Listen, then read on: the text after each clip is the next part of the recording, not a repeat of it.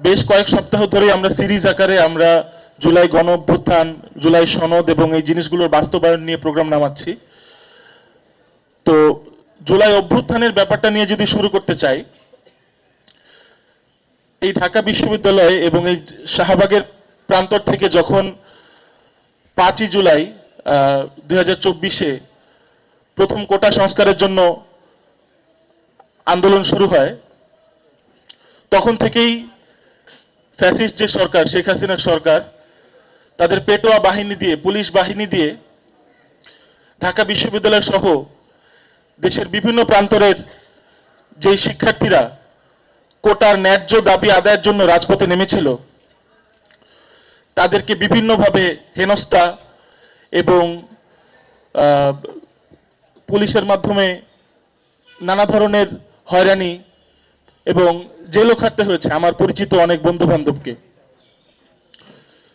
তো এই কোটা সংস্কার আন্দোলন যখন ধীরে ধীরে একটি গণ অভ্যুত্থানের দিকে রূপ নেয়, তখন বাংলাদেশের যে কয়েকটা শ্রেণী পেশার মানুষ আমাদের পাশে ঢাল হয়ে দাঁড়িয়েছিলেন, এই শিক্ষার্থীদের পাশে ঢাল হয়ে দাঁড়িয়েছিলেন, তাদের মধ্যে অন্যতম ছিলেন আমাদের আইনজীবীরা। আমার পরিচিত অনেক আইনজীবী, বিশেষ করে আজকে যারা উপস্থিত আছেন আমাদের অতিথি প্যানেলে, ব্যারিস্টার মিলি আপু থেকে শুরু করে তাজুল ভাই থেকে শুরু করে অনেকেই বিনামূল্যে ফ্রিতে বিভিন্ন শিক্ষার্থীদেরকে এবং সরকার যাদেরকে বিনা অপরাধে কারাদণ্ড দিয়েছিল তাদের পাশে দাঁড়িয়েছিলেন। কিন্তু আমরা দেখতে পাচ্ছি এই বিএনপি সরকার আসার পর থেকে নানান রকমের তালবাহানা শুরু করেছে তারা। আমরা প্রথমেই দেখলাম যে আন্তর্জাতিক অপরাধ ট্রাইব্যুনালের যে প্যানেলটা ছিল, সেখান থেকে হাস্যকরভাবে চিফ প্রসিকিউটর তাজুল ভাইকে সরিয়ে দেওয়া হলো। বাংলাদেশ ব্যাংকের যিনি গভর্নর ছিলেন আহসান এইচ মনসুর, তাকে সরিয়ে দেওয়া হলো। প্রত্যেকটা সেক্টরে বিএনপি সরকার তাদের পুতুল বসাচ্ছে, যেন বিএনপি সরকারের হুকুম তারা বাস্তবায়ন করতে পারে। বিএনপি সরকার যেটা চায়, যখন যেভাবে যেটা চায়, সেটাই তারা পালন করতে পারে। তো আমি এই সরকারের কাছে দেশের একজন শিক্ষার্থী এবং নাগরিক হিসেবে এটাই আশা রাখবো যে আপনারা বিভিন্ন প্রতিষ্ঠানের যে গণতান্ত্রিক অধিকার, গণতান্ত্রিক পরিবেশ, সেটা আপনারা বিঘ্নিত করছেন।